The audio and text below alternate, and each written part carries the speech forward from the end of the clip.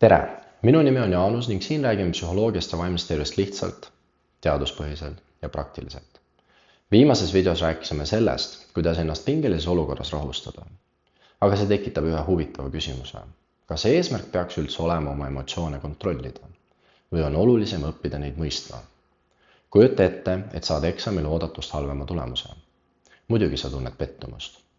Või lähed näiteks sõbraga tülli ja tunned viha. Äkki pead tähtsat ettekannet ning sul on hoopis ärevus. Sageli on esimene mõte see, et ma ei tohiks nii tunda. Aga kas see on üldse realistlik? Emotsioonid ei ole midagi, mida me lihtsalt otsustame tunda.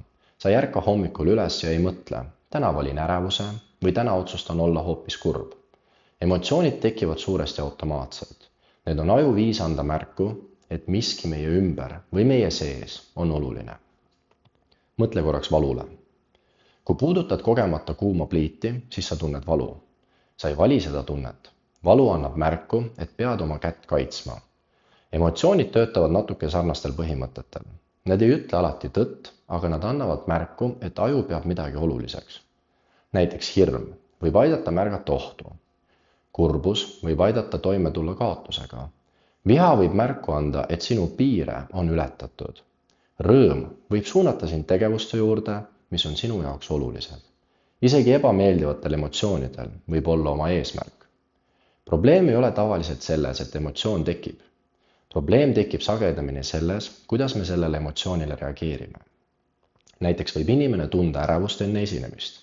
See on üsna tavaline. Aga kui ta hakkab mõtlema, ma ei tohiks ärev olla, või siis ma ei saa hakkama, siis ärevus võib hoopis suureneda ning lisandub uus kiht. Võitlus oma emotsioonide vastu.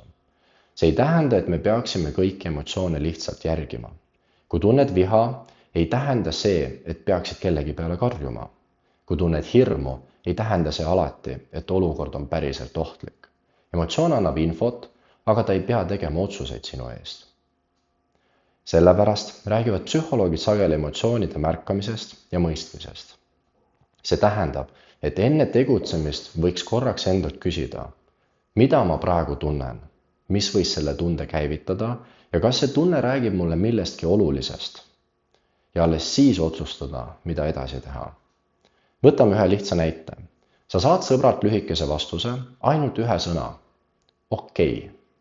Sa tunned, et midagi on valesti, aga kas see tunne tähendab automaatselt, et sõber on pahane? Mitte tingimata. Võib-olla on tal kiire või on telefon kohe taskusse läinud. Vaatamata sellele tekkis emotsioon. Aga enne järelduste tegemist tasub uurida, kas sellele on piisavalt tõendeid.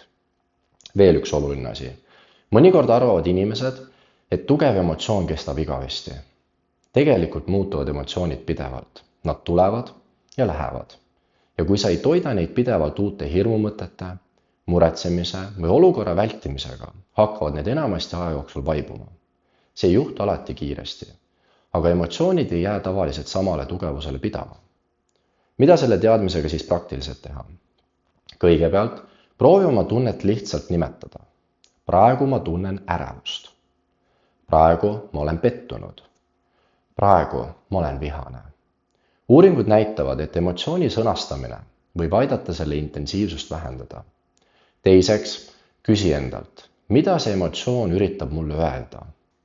Ära küsi endalt, kas see emotsioon räägib tõtt, sest need ei ole samad küsimused. Emotsioon võib juhtida tähelepanu millegile olulisele, ilma et kõik sellega seotud mõtted oleksid õiged.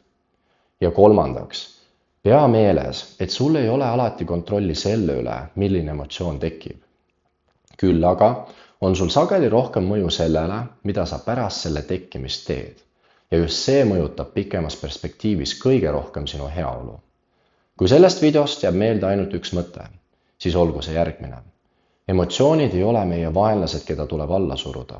Need on signaalid, mida tasub kuulata, kuid mitte pimesi järgida. Järgmises videos räägime ühest emotsioonist, mida inimesed väljendavad väga erinevalt. Miks mõned inimesed nutavad kergesti, samas kui teistel tulevad pisarad väga harva? Kas see tähendab, et ühed on emotsionaalsemad kui teised? Sellest räägime juba järgmises videos. Aitäh, et vaatasid! Vaimsest tervisest rääkimine ei lahenda probleemi üleöö, kuid aitab meil iseennast paremini mõista. Hoolitse enda eest ning kohtume juba järgmises videos.